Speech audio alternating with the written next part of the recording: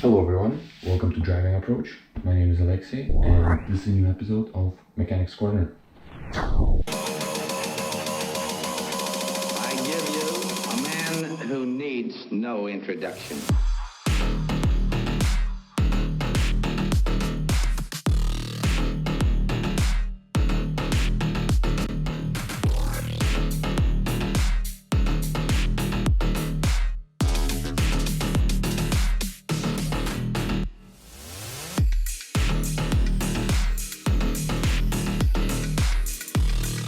So, last video we talked about the 4 strokes of the Otto cycle, and the Otto cycle is pretty much where the compression stroke equals the power stroke.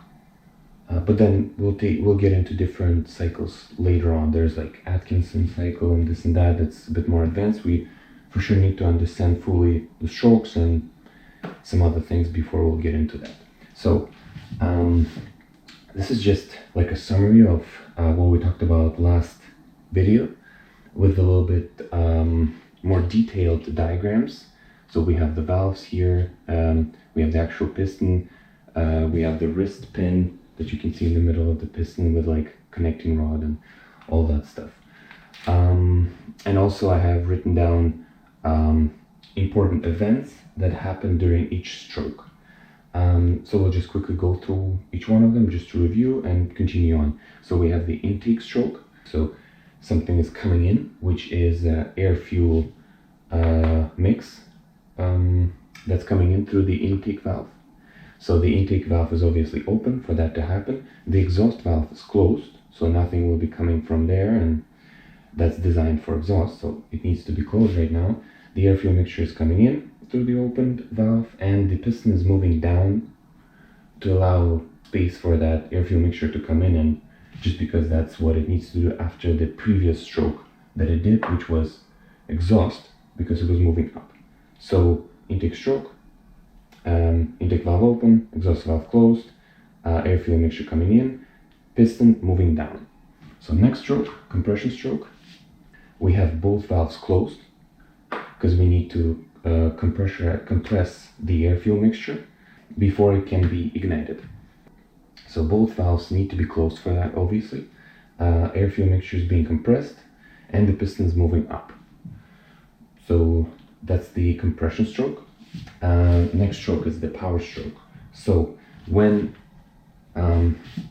piston comes to top dead center, that's another thing that I need to introduce in this video. We'll actually go ahead and do that. So piston moves from the topmost position, like it is in this diagram. So this would be the end of the compression stroke. The piston would come to the top dead center.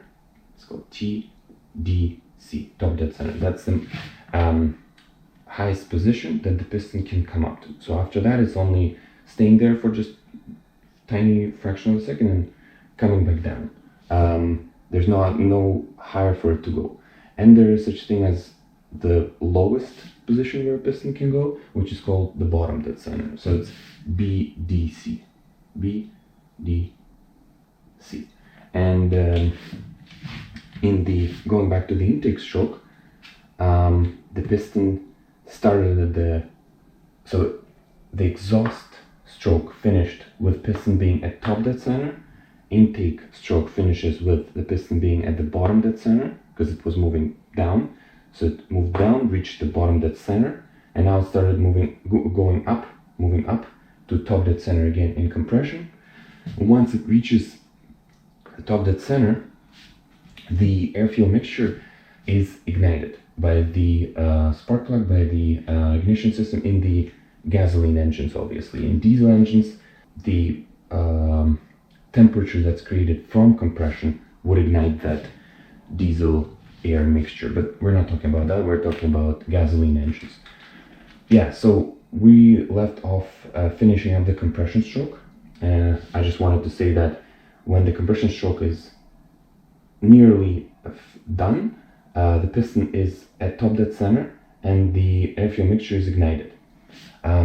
the ignition of the air-fuel mixture causes the air-fuel mixture to burn, and that causes the release of those hot gases, just like we talked last video, that pushing the piston down.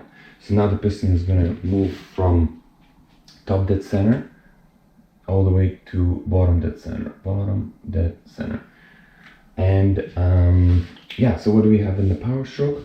We obviously have both valves closed, just like in compression stroke, because we don't want any power be coming out of the valves. We want all the power to be pushing down on the piston.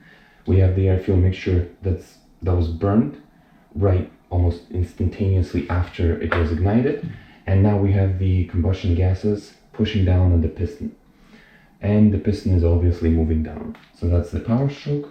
And so then in the power stroke, at the end, piston reached the bottom dead center, and now it goes into the exhaust stroke, where exhaust valve is obviously open, intake valve is closed because we don't want anything going that way, and the compression gases are exiting through the exhaust valve, and the piston is obviously moving up to push out the combustion gases, and because there's nowhere for it to go anymore because it already reached the bottom dead center, now the only way to go is up to top dead center, which would be here. Yeah, so this is a review of the 4 strokes. I've also talked about the top dead center and bottom dead center, which are important things to understand. And there's another thing to introduce, is that each one of these strokes is measured in degrees of crankshaft rotation, which is like crankshaft would be here. That's what the piston is connected to by the connecting rod, which is this rod right here. And from piston going up, it moves it 180 here. It moves it 180 degrees. From piston going down here, it moves the crankshaft, rotates the crankshaft also 180 degrees. So each stroke is 180 degrees of the crankshaft rotation. So here is also rotated. Our crankshaft here, from our point of view, is going to be rotating counterclockwise. We'll pretend this is a Honda B series engine. So 180 degrees here, and then there is 180 degrees here. So if we try to add it up, we can see how 180 and 180 makes it 360 already. So if we do 180, oh my god, technical difficulties. So if we take 180 of the intake stroke, we added 180 of compression stroke, will already give us 360. So it's full rotation. So 2 strokes take 1 full rotation of the crankshaft. And then obviously the 180 from the power stroke, if we would add that to 180 to exhaust stroke, we'll get another 360 degrees, which makes 2 full rotations of the crankshaft in order to complete the 4 strokes and have 1 power stroke. So it requires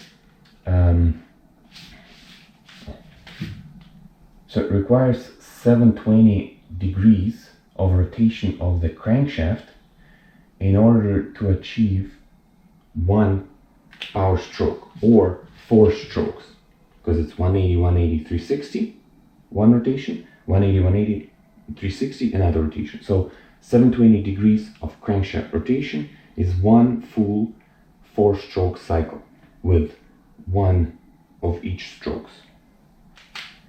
So now we're going to be moving on to kind of graphing this with the top dead center and bottom dead center to see the rotation on on the graph kind of. So I'll do that. So stay tuned and we'll continue.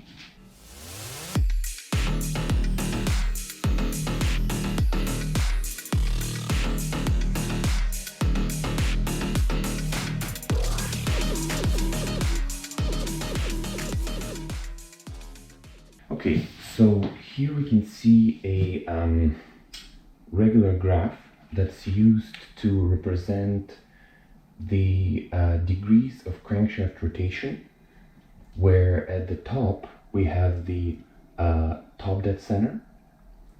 To the left of that, it's obviously before top dead center. After is after top dead center. So this quadrant is after, this is before. Right bottom quadrant is before bottom dead center, because this is the bottom dead center. And then the bottom left quadrant is obviously after bottom dead center. And right now we're moving in the clockwise direction. Actually, the previous one was also moving the clockwise.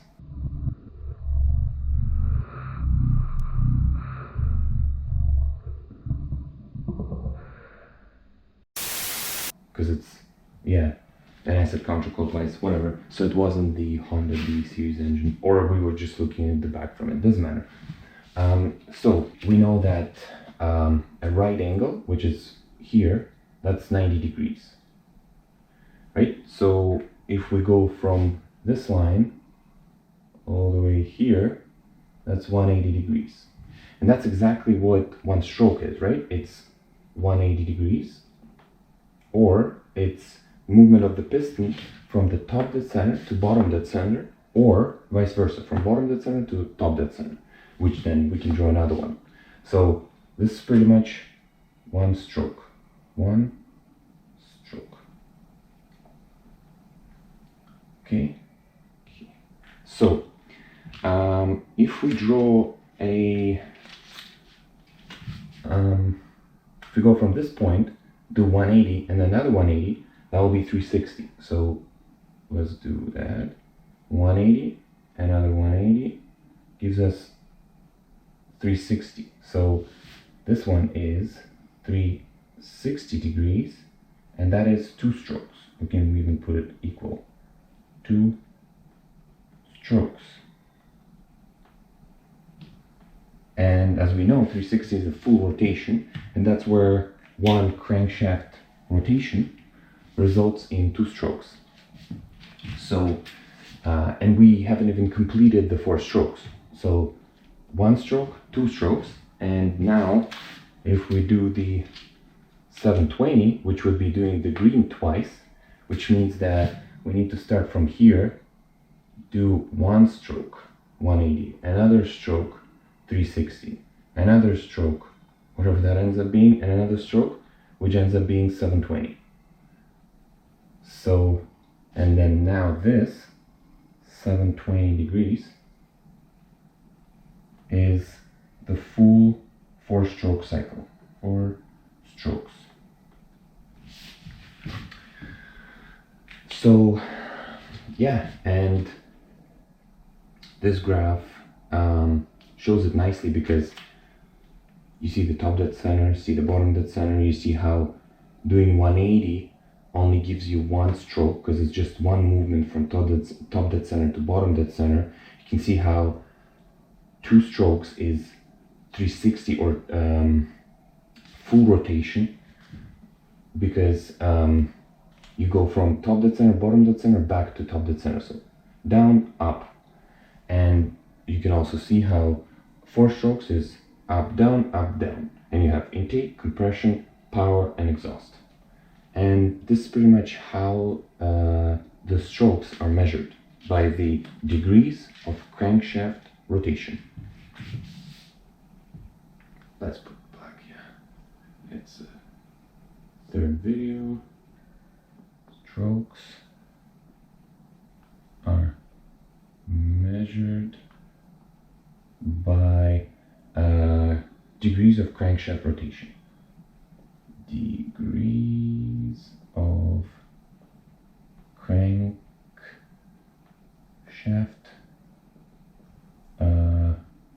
rotation.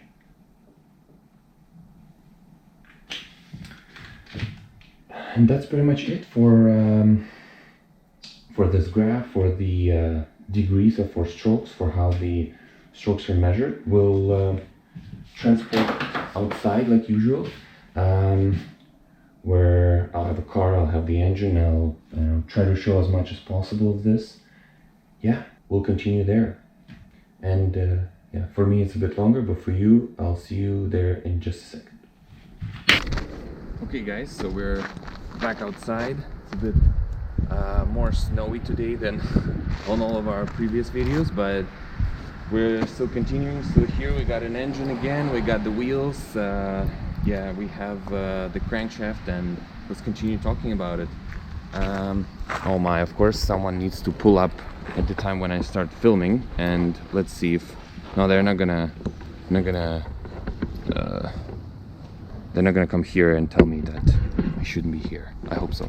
Okay, so in this video we reviewed the what we talked about in previous video and worked a little bit more on it, and we were talking about the 4 strokes, the intake, compression, power and exhaust, and we talked about how each stroke is a 180 degrees of rotation of the crankshaft. We also talked about how one stroke is pretty much movement of the piston from top dead center to bottom dead center, or from bottom dead center to top dead center. And because each stroke is 180 degrees, which ends up being 360 for 2 strokes and 720 for 4 strokes. So in order to complete all 4 strokes, we need our crankshaft to rotate twice, because 180, which is half of the first rotation, is intake, another 180, which is second half of the first rotation, which is compression, and then first half of the second rotation is the power stroke, and then the second half of the second rotation is the exhaust stroke. So I'm gonna pop up the hood, show you again the engine again. We're just moving slowly, little by little. We'll be, you know, talking about other parts too, but it is like we're still talking about the engine, so I'm just gonna pop up the hood and we're gonna continue talking from there.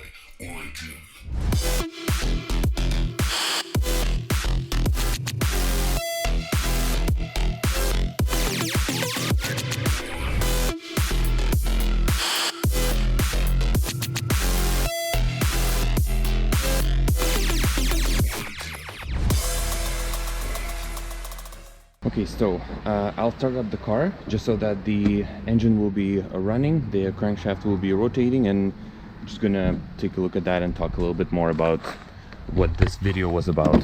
So let's do that.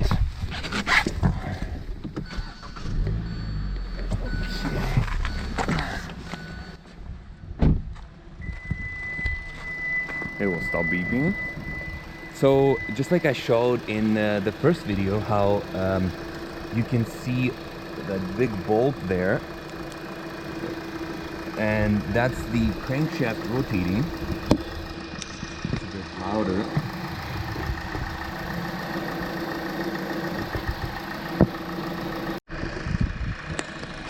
Okay, so it's snowing, and yeah, I've showed the crankshaft.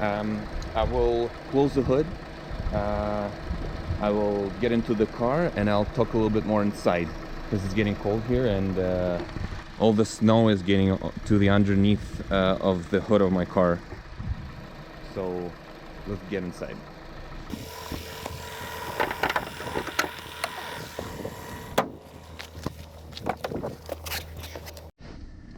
Okay, so another thing that I wanted to talk about in this video a little bit is the RPM reading that the car is showing you. So on your dash you usually have the speedometer to the right and the tachometer to the left, and the speedometer, which is here, shows you the speed of the vehicle. So right now we are stationary, we're not moving, as you can see, and that's why the speed is 0.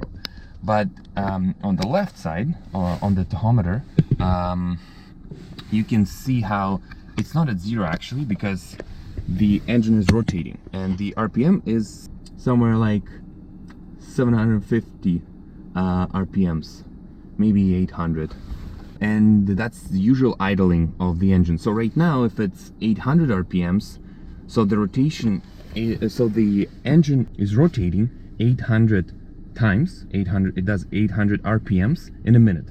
That's why it's RPMs. And if the error would be at 1, for example, just like it shows on the top, that you times it by 1000, and that's exactly what you would do. So if the error is at 1, so that's 1000 RPMs. If you want to calculate how many times per minute at that moment, like at that RPM, let's say power stroke happens, you would need to divide the RPMs by 720, because from this video we figured out that it takes 720 degrees of crankshaft rotation to get 4 strokes. So in order for any stroke to happen, it would be, 720 rotation, because the stroke can only happen after the stroke that was supposed to happen before happened. So if you want to calculate how many times a power stroke happens when the engine is rotating, let's say 1000 RPM, we would need to divide it by 2, because just like I was saying, 720 degrees is 4 strokes. In the first part of it, the power stroke doesn't happen. So that's why we need to divide it by 2. So we would take 1000 divided by 2, which would be 500. And for that, we would also need to know how many cylinders does the car have. And this car, the Elantra, has 4 cylinders. It's a 4-cylinder engine. And so then we would multiply the 500 by 4, which will give us 2000. And it's 2000 times power stroke happens in a minute when this engine is rotating at 1000 RPMs. There we go. So, you can calculate that for any RPMs. You can calculate that for a V6, for a V8. You just need to know the speed of the engine, the RPMs. You need to divide it by 2, because a power stroke happens every second rotation of the crankshaft, because first rotation is intake compression, no power stroke, and second rotation it's power and exhaust. So that's why you need to divide it by 2 and multiply it by the number of cylinders that you have in the engine. And that's how you'll find out how many power strokes are happening in 1 minute for that engine running at that specific speed that it is. That's all for this video. I hope you enjoyed. I hope you learned some stuff. Stay tuned for next videos. We're going to get into bore and stroke and a little bit more kind of inside of the combustion chamber and like looking at the measurements. So hopefully you'll like that. Thank you very much for watching. Thank you for visiting Driving Approach. This was Mechanics Corner. My name is Alexei, and see you next time. Bye.